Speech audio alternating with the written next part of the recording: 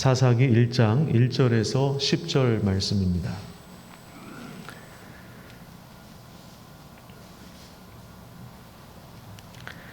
우리로 한 목소리로 같이 읽겠습니다. 시작.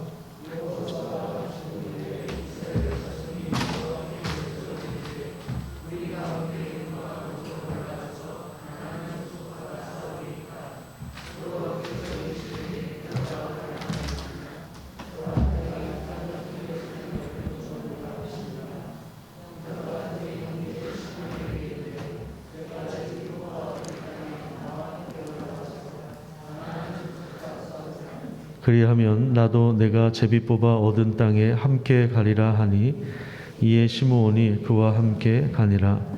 유다가 올라가매 여호와께서 가나안 족속과 브리스 족속을 그들의 손에 넘겨주시니 그들이 베색에서 10,000명을 죽이고 또 베색에서 아도니 베색을 만나 그와 싸워서 가나안 족속과 브리스 족속을 죽이니 아도니 베색이 도망하는지라.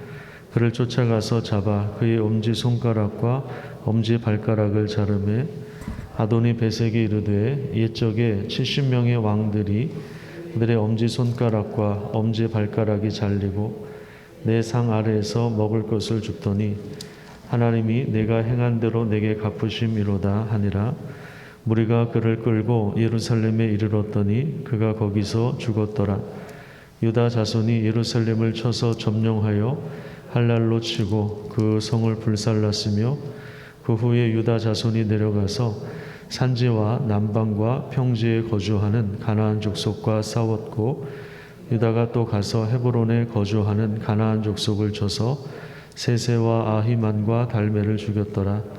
헤브론의 본 이름은 기럇 아르바였더라. 아멘. 우리 온가족 새벽기도에 오신 모든 분들을 환영하고 축복합니다.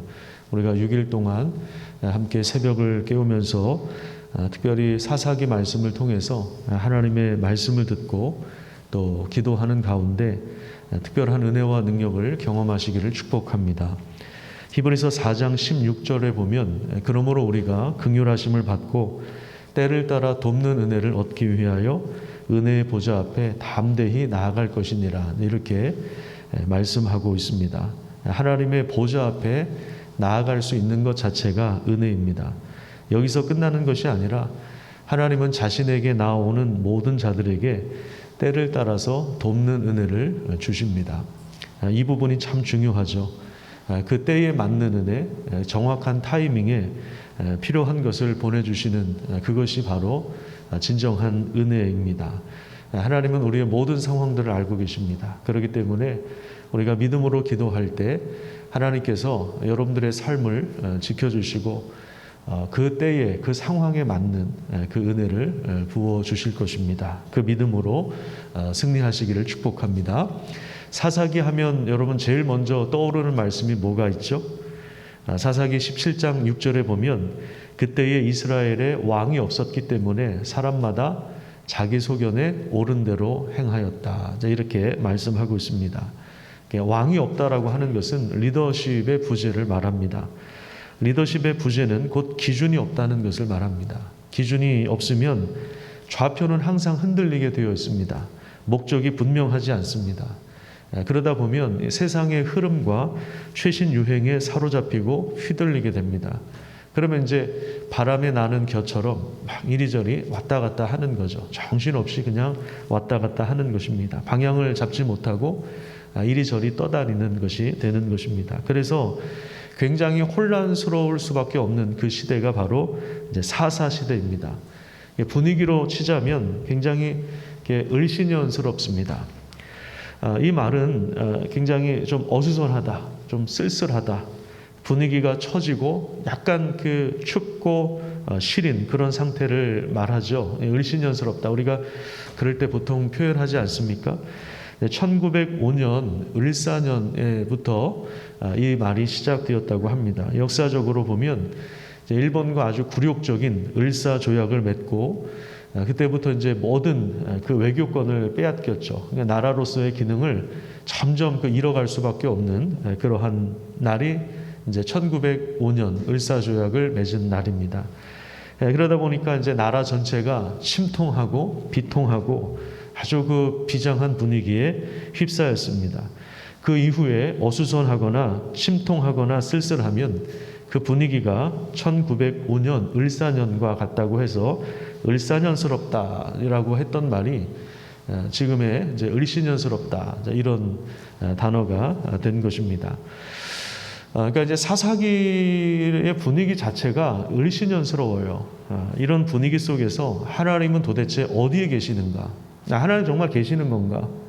하나님 도대체 무슨 일을 하시는가? 이런 부분들을 우리가 이제 사사기 말씀을 통해서 확인할 수가 있습니다. 자, 1절 말씀 우리 같이 한번 읽도록 하겠습니다. 마이크가 계속 울리고 있습니다. 좀 아이의 볼륨을 조금 더 낮춰주세요.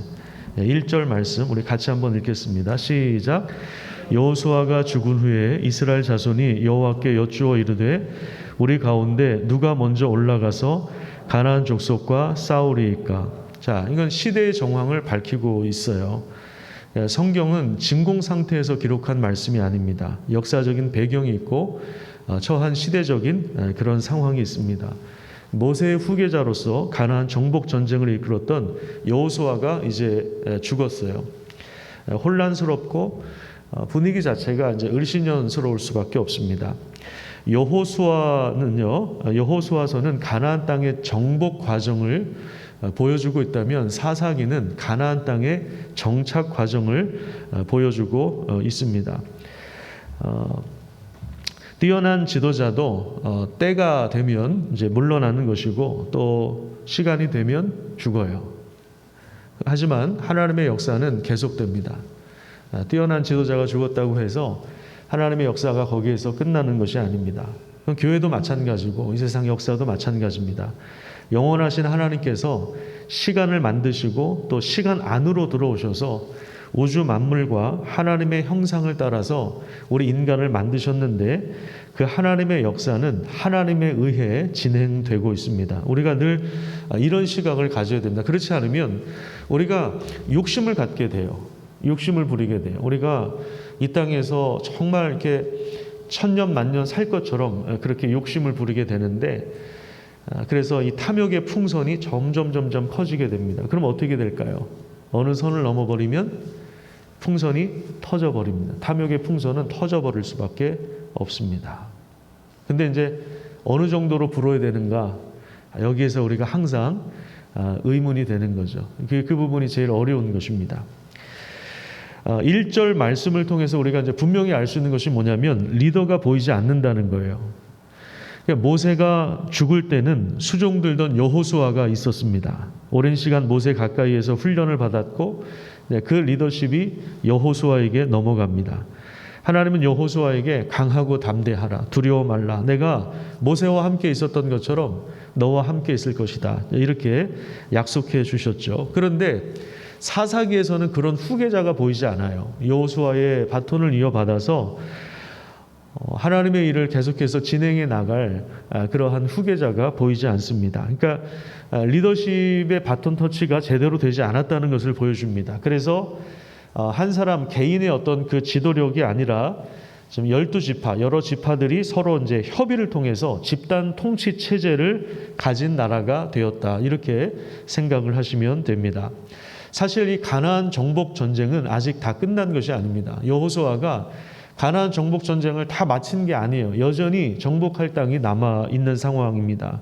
그래서 원주민을 쫓아내야 됩니다. 여러분, 원주민 쫓아내는 게 이렇게 쉬운 일입니까? 거기에 몇백 년, 몇천 년 이렇게 터를 받고 뿌리를 내리고 살던 그 원주민들, 그 진영을 쫓아내는 것이 그게 이렇게 쉬운 일이 아니죠. 근데 지도자도 없어요. 그래서 이제 지파의 대표들이 모여서 이제 협의를 하면서 좀 이끌고 나가야 되는 그런 상황인데, 그래서 이스라엘 자손이 하나님께 이렇게 질문합니다. 12지파 중에 누가 먼저 올라가서 싸워야 됩니까? 1절 말씀이 바로 그거예요. 누가 먼저 올라가야 됩니까? 누가 지도력을 가지고 주도권을 가지고 이 싸움을 진행해야 합니까? 이제 이런 질문입니다. 거기에 대해서 하나님께서 응답해 주십니다. 자, 2절 말씀 우리 같이 한번 읽도록 하겠습니다. 시작. 여호와께서 이르시되 유다가 올라갈지니라 보라 내가 이 땅을 그의 손에 넘겨 주었노라 하시니라. 자, 유다 지파가 먼저 올라가라고 하십니다. 유다가 이제 주도권을 가지고 전쟁을 시작하라고 하시면서 내가 이 땅을 그의 손에 넘겨 주었다고 하십니다. 땅을 넘겨 주었다. 이 표현이 아주 중요한 표현입니다. 레위기에 보면요, 모든 땅은 다 하나님의 것입니다. 모든 땅은 다 하나님의 것인데 인간의 모든 역사는 사실 땅을 차지하는 역사이죠. 그 땅 때문에 전쟁을 벌이는 역사이고 그것은 뭐 지금도 계속되고 있는데 하나님께서 그 땅을 넘겨주셨다 이렇게 말씀하고 있습니다. 이건 뭐냐면 승리에 대한 약속입니다. 하나님께서 승리를 주실 것이다. 지금 가나안 땅은 하나님을 거부하고 그 가나안 원주민들이 그 자기 자식을 이렇게 불로 태워 죽이는 인신 제사라고 하죠. 그렇게 자기 자식을 불로 태워서 신에게 바쳐서 어떤 자기들의 요구 사항을 이루려고 하는 어떤 그러한 풍습, 그런 제사, 그리고 아주 그 난잡한 성관계, 뭐 동성애뿐만 아니라 아주 그냥 난잡한 성관계. 그래서 그 막 동물하고까지 막 성관계를 맺는 이런 그런 풍습이 있었고요. 그런 문화가 있었고 또 아주 그 잔인한 폭력으로 얼룩져 있었습니다. 그래서 하나님은 그들의 죄가 다 찰 때까지 기다리셨다가 때가 되면 그 땅을 이제 이스라엘에게 넘겨주실 것입니다. 그렇게 약속을 해주셨어요. 근데 이제 그때라고 하는 거예요. 내가 이 땅을 너희들에게 넘겨주었다. 하나님께서 이렇게 승리에 대한 약속을 주세요. 이건 전쟁을 하면, 순종을 하면 어떻게 한다는 거예요? 하나님이 그 땅을 넘겨주시겠다는 거예요. 그러니까 승리할 수 있다는 그런 이야기죠. 그래서 유다는 이제 주도권을 가지고 그 시므온 지파에게 도움을 요청해요. 왜냐하면 이 시므온 지파는 그 유다 지파, 유다 땅 안에 같이 머물렀던 지파입니다. 이 시므온 지파가 가장 그 미약한 지파예요. 인원수가 제일 적어요. 예전에 그 레위와 시므온이 그 어떻게 했습니까? 그 아버지 야곱의 근심이 되었고 그 폭력 사건을 저질렀죠. 다 할례시켜 놓고 다 죽여버리잖아요. 세겜 사람들을. 그때 이후로 저주를 받아서 시므온 지파가 아주 약해졌는데 이 시므온 지파가 유다 땅 경내에 있어요. 그래서 같이 하자. 이번에 너희들이 우리 도와주면 우리도 너희들을 도와주겠다. 이렇게 이야기합니다. 그래서 이제 같이 하나님의 말씀에 순종해서 전쟁에서 승리를 얻어요. 특별히 6절을 한번 보세요. 거기 보면 적군의 왕인 아도니 베색을 잡아서 엄지 손가락과 엄지 발가락을 잘라버립니다. 자, 이 살아있는 사람의 신체의 일부를 절단하는 것은 정신적인 모욕감을 주는 것입니다. 그리고 다시 전쟁에 나가지 못하게 하고 노예로 삼아버리는 거예요. 이거는 적군 입장에서 볼 때는 상당히 치욕적이고 굴욕감을 안겨주는 그러한 장면이라고 할 수 있습니다.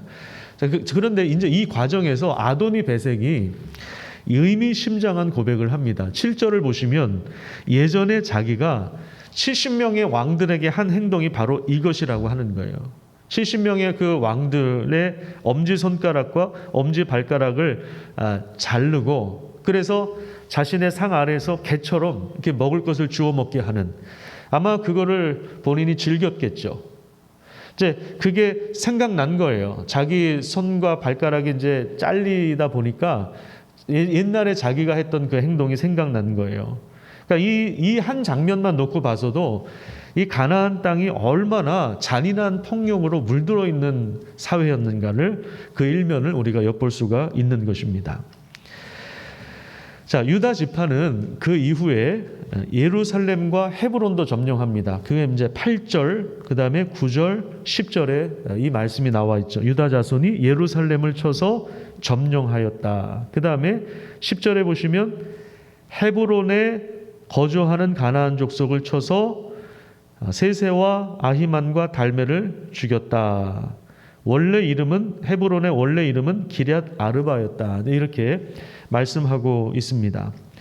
그러니까 예루살렘과 헤브론을 이제 유다 지파가 점령하여 승리를 얻는데, 헤브론은 사실 굉장히 크고 견고한 성읍이고 여기에 누가 살았냐면 거인 족속들이 살았습니다. 아낙 자손들이 살고 있어서 상당히 까다로운 곳이었습니다. 옛날에 그 정탐꾼이 보고할 때 거기에는 아낙 자손이 있습니다. 거기 거인들이 있습니다. 우리는 그들이 볼 때 메뚜기와도 같습니다 했던 그 거인 족속들이, 그 후손들이 살던 지역이 바로 이 헤브론 지역인데, 그러니까 상당히 까다로운 곳이에요. 정복하기 까다로운 곳이었지만 이 땅을 넘겨주실 것이다. 하나님께서 승리를 약속해 주셨기 때문에 이 약속의 말씀을 붙잡고 순종할 때 하나님이 승리를 주신 것입니다. 우리가 기도할 때 반드시 이 하나님의 말씀을 붙잡고 나아가야 됩니다. 그것이 믿음이에요. 그냥 신세한탄하는 시간이 아닙니다. 기도라고 하는 것은 우리가 정당하지 못한 것을 그냥 때를 써서 얻는 과정이 아니에요. 하나님 우리 아버지세요. 아버지시고 아버지가 약속해 주신 것이 있어요. 그것을 붙잡고 나아가는 것입니다. 여러분 6일 동안 기도하는 가운데 하나님의 은혜와 능력을 구하시기를 축복합니다. 능력은 회개를 통해서 오는 것입니다.